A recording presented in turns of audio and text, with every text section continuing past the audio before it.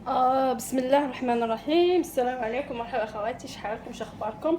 عساكم طيبين. حياكم الله في درس جديد من دروس اندلسيه للتدريب التعليمي باسم الازياء. حيا الاخوات اللي انضموا للقناه مؤخرا، وحيا الله الاخوات بعد اللي شاهدونا ومع انهم مش مشتركين في القناه. انا ما احب اقول اشتركوا ما اشتركوا، فهذه حريه شخصيه وكل واحد يسوي اللي بيرتاح له. ان شاء الله اليوم عندنا درس عبايه، اوكي، بس هو راح يكون بس اخر درس الجروب ديزاينر. الجروب ديزاينر هذا حق الموديلات. ان شاء الله بنزل لكم الفيديو اللي عقب هذا ان شاء الله فيه طريقة التسجيل. اوكي، التسجيل راح يكون للمبتدئات، في جروب ديزاينر للمبتدئات. اوكي، بالنسبة للموديلات صراحة خارج اطار الجروب السابق، اوكي، لانه فيهم ثلاث جروبات عند اخت ام معاذ. اوكي، عندنا جروب ديزاين المبتدئات الاول، جروب ديزاين المبتدئات رقم 2، وجروب الثالث هو حق الموديلات، يعني اللي بيتخرج من الجروب الاول والثاني حق الديزاينات والموديلات بينتقل للموديلات. فان شاء الله بنزل لكم روابط شو اسمه في الجروب. في الفيديو الجاي بنزل لكم ارقام التسجيل وتقدروا تتسجلوا. مثل ما قلت لكم خواتي، ان شاء الله بيكون هذا اخر درس في جروب ديزاينر، وبنستأنف باذن الله تعالى دروسنا في القناه عادي بشكل طبيعي كالعاده كالاول. ان شاء الله. مثل ما قلت لكم اليوم عبايه. هاي صورة عبايتنا اليوم. هاي اغلب البنات حبوا نفس هالديزاين، هذا الشكل هذا البسيط والسهل. اوكي، بنزل لكم الصورة وتشوفوها في اول الفيديو. هني في كسرات تحت، اوكي، وهي فيها جيب، اوكي، وازرار. تمام خواتي. اول شي بنجيب باترون عادي. انا حبيت اسوي باترون يكون شوي هيك على حجم الكاميرا، لانه عشان ما راح يجي مبين بزياده، فسويت هذا حجم الكاميرا. اول شي بنسويه بنجيب باتروننا السهل البسيط. اوكي، السهل البسيط، بما انها عبايه وسيعه فهي راح يكون باترون سهل البسيط العادي جدا، اللي بيكون الخلف يشبه الامام. تمام. هذا هو اللي راح نعتمده، هالباترون هذا اللي راح نعتمده. فبنتوكل على الله وبنبتدي. اول شيء خواتي بنجيب باتروننا، اوكي، بنخلي دايما برا ما بين 4-5 سنتي.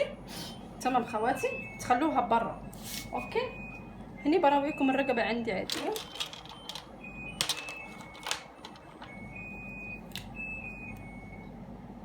هذه الرقبه الاماميه، اوكي، وهني راح يكون الرقبه الخلفيه. الرقبه الخلفيه هي ما دامت ابتديت راح تكون يا في اللي بيسويها سيده، في اللي ما بيحب الخلف يقعد هيك على رقبته يحكحك فبتسووا حفر. بس اغلب العبايات هنا في الخليج ما بيسووا حفر.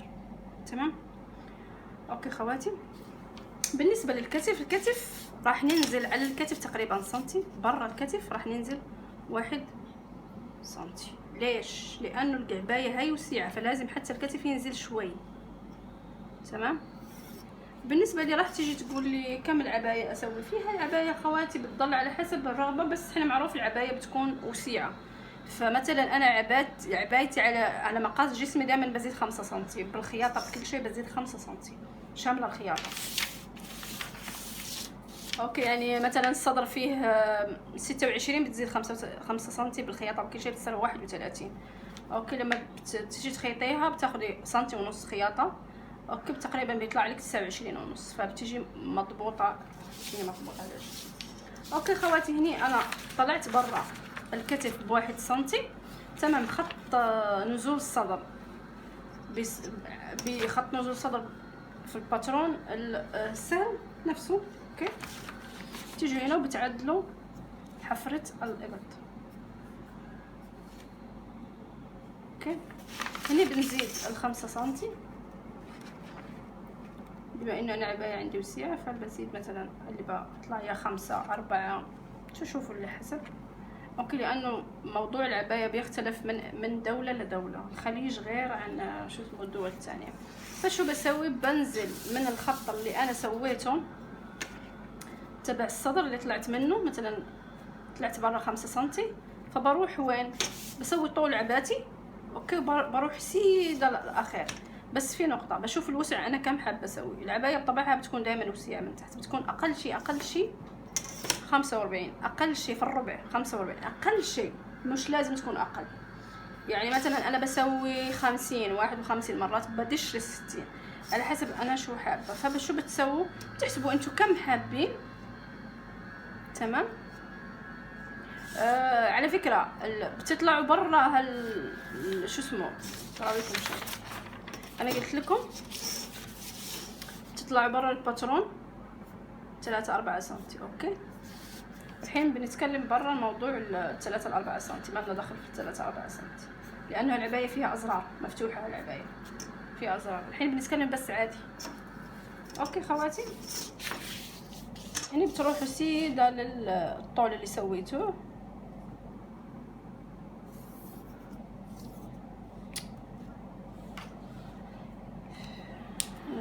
هذا مش جاي على ايدي.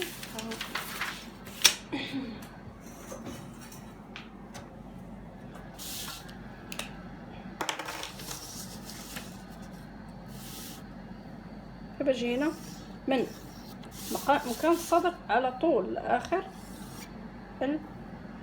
العباية. طبعا خواتي اسمها يكون مبين لاني مسويها لبرا الباترون بالاحمر، ورق الباترون بالاحمر. اوكي، في نقطة تانية حابة اتكلم عنها اللي هي نصف طول الصدر. نصف طول الصدر بما انه العباية عندي وسيعة، فما عندي مشكلة اني ادش. انا مسويه لكم درس عن الباترون. اوكي، الباترون سهل وعادي. فمثلا هنا عندنا نصف طول الصدر، قلتيني شلون نصف طول الصدر؟ هو المكان هذا. اوكي، نصف طول الصدر. اوكي، دائما بقول لكم انه نصف طول الصدر لازم يكون محسوب. فهني بتطلعوا برا بنصف طول الصدر ب1 سنتي. تمام، عشان شو بتجيكم مضبوطه مع الكتف، مع نزله الكتف، عشان لا تجيكم نزله الكتف وتجي هنا تدش، فبيجي المنظر مش طبيعي. فهمتوا علي كيف؟ فهني بتجي بتطلعوا برا 1 سنتي. تمام، بتيجوا هنا بتضبطوها مع الصدر، حفرة الصدر. اوكي خواتي، الحين اذا لاحظتوا في الصورة عندنا في خط هيك طولي، براويكم اياه. اوكي، في هني خط. اوكي، في هني خط. هذا الخط هذا بنسوي الحين الخط هذا. الخط هذا من اعلى من هالخط من الكتف لين تحت الورك بشوي. اوكي، ممكن فيه تقريبا من اعلى الكتف ل 70 سنتي، تحت الورك ممكن يكون 70 سنتي. اللي تبي تسويه على الورك تسويه على الورك. اوكي، بنحسب هنا من اعلى الكتف 70 سنتي او للورك اللي حابه، يعني حسب الرغبه. تمام، بسوي خط، برسم خطي، برجع شوي.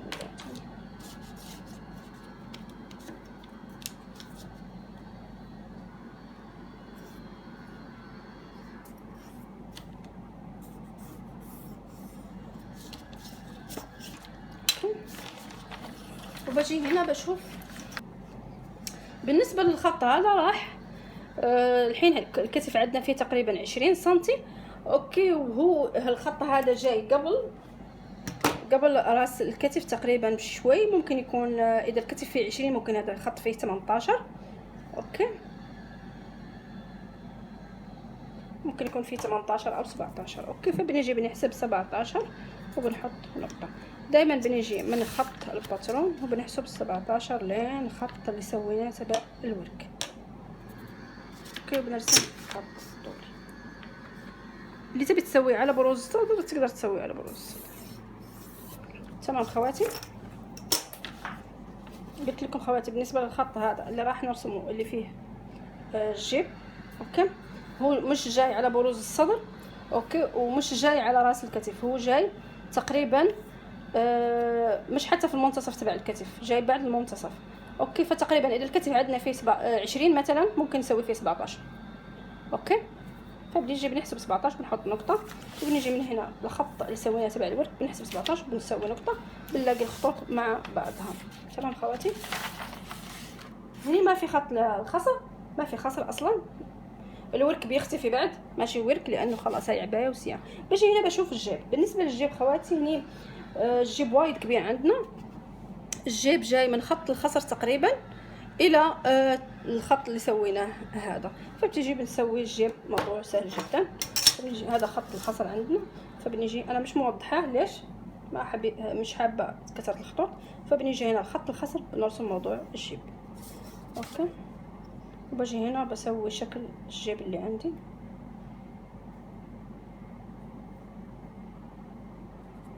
هنا الجيب جاي شكله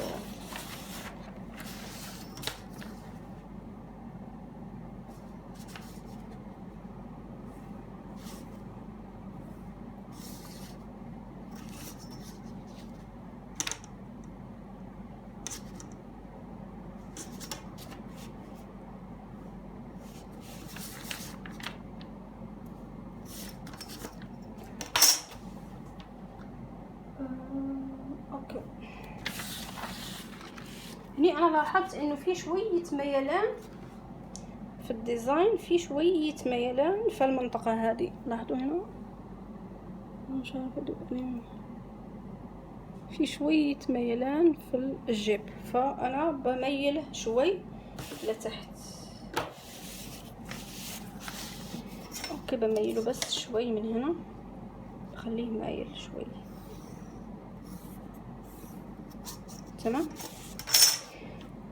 هذا ما راح يكون سيده، اللي يبي يكون سيده يسوي سيده وهو حر. هني هذا ما راح يكون سيده، راح يكون ميال. بمشي على الموديل اللي عندي. اوكي، هذا مش موجود، ما كان لازم ارسمه في الاصل. هذه ما كان لازم تترسم. اوكي، وهذا هو الجيب. تمام خواتي. بجي الحين لتحت الموديل لتحت. هني انا شايفه انه في كسرات. اوكي، في كسرات تحت شو اسمه. اول شي بسويه اني انا بطلع شوي فوق، تقريبا بشي 10 مش 10 7 سنتي.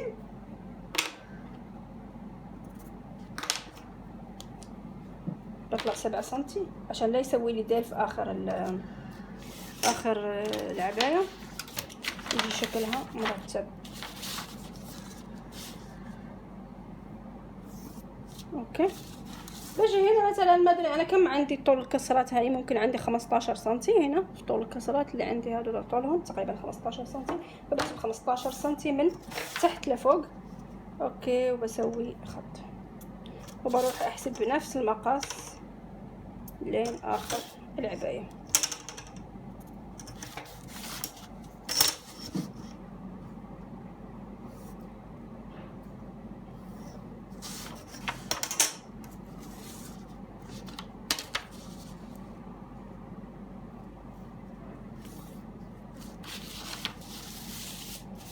اوكي، هني بقسم الباترون على حسب عدد الكسرات اللي انا ابغاهم.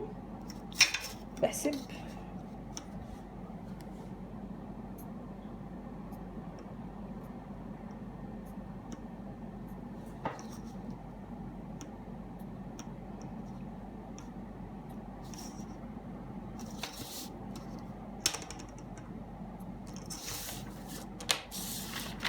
وبقسم الكسرات. انا متعوده اراويكم كيف الكسرات، انتوا عارفينهم خلاص كيف طريقتي انا في الكسرات.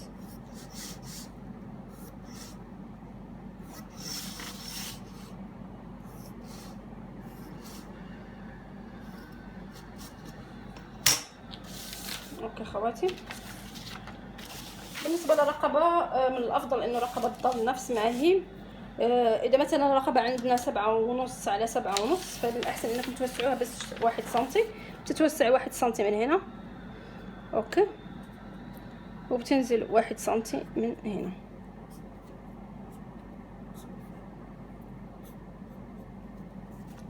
اوكي، بننتقل للمسألة الثانية اللي هي ليش طلعنا برا 3 سنتي 4 سنتي. طلعنا برا 3 سنتي 4 سنتي لانه عباتنا هاي فيها ازرار. اوكي، فيها ازرار لازم تطلعوا 3 4 سنتي. اوكي، على حسب انتو شو راح تسوي. اللي ما يبي يسوي 4 3 سنتي بيقدر يسوي بالشكل العادي للعباية. براويكم الشكل العادي اللي انا بسويه عادة.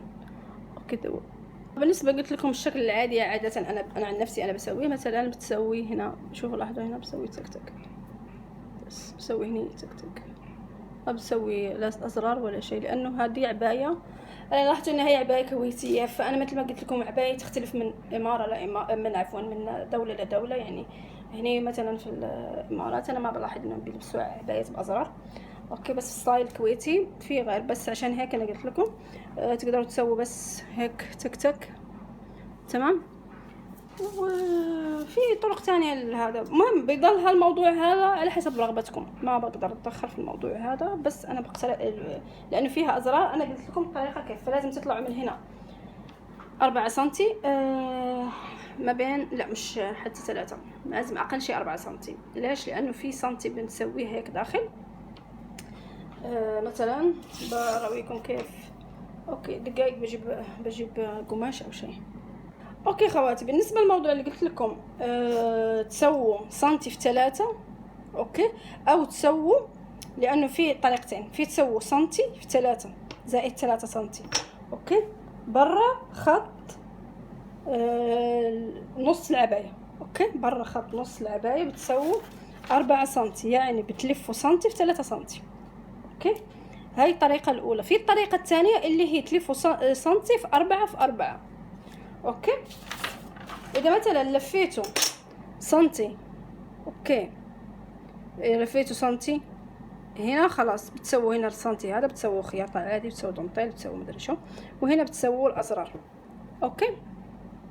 اذا سويتوا الطريقه الثانيه 1 سنتي في 3 في 3 بتكون نفس هالطريقه. هذه بتكون سنتي وبتكون هاي 3 وهذه 3، فبتيجي هنا الازرار. يعني هاي في طريقتين، كل واحد يسوي الطريقه اللي بتعجبه. تمام خواتي. برجع للموديل هنا خواتي. خلاص انا خلصت، بقص الديزاين، تمام. وفي ملاحظه مهمه حابه اذكرها اللي هي الاكمام. الاكمام خواتي هنا الكم، اوكي. اذا وضحت الصوره اكثر بتلاقوا ان الكم انه في حفره ابط، مش كم راكب في الصدر. ففي اللي حابب يركب كم في الصدر يقدر يسوي مره واحده الكم في الصدر، هو حر. بس هني في الصورة عندي لا، عندي حردة ابط وعندي كم بروحه. الكم عندي وسيع من تحت، يعني كم عادي ما في شيء اي شيء مميز، اوكي. فانا بقص الباترون وبرجع لكم مرة تانية اخواتي، اوكي.